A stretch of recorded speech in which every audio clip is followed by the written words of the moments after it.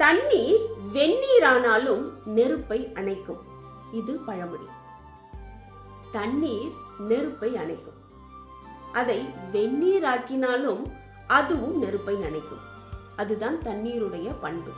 அதுபோல சிலர் கூறும் அறிவுரைகள் கடினமாக இருந்தாலும் அது நம்மை நல்வழிப்படுத்தும். சிலர் கூறும் அறிவுரைகள் ரொம்ப மென்மையா இருக்கும். அதை கேட்ட உடனே அதன்படி நம்ம நடந்துருவோம். ஆனா சிலர் கூறும் அறிவுரைகள் கொஞ்சம் கடினமா இருக்கும். உதாரணத்துக்கு நம்முடைய பெற்றோர்கள், ஆசிரியர்கள் எடுத்துக்கோங்களேன். நம்மள மிரட்டி சொல்லுவாங்க, கோபத்தோட அறிவுரை சொல்லுவாங்க. சில நேரங்கள்ல 2 அடியை அடிச்சு கூட அறிவுரையை சொல்லுவாங்க. அதை ஏற்றுக்கொள்வதற்கு நமக்கு கொஞ்சம் கடினமா இருக்கும். ஆனா அதன் உள்நோக்கம் நம்மை நல்வழிப்படுத்த வேண்டும் என்பது மட்டும்தான்.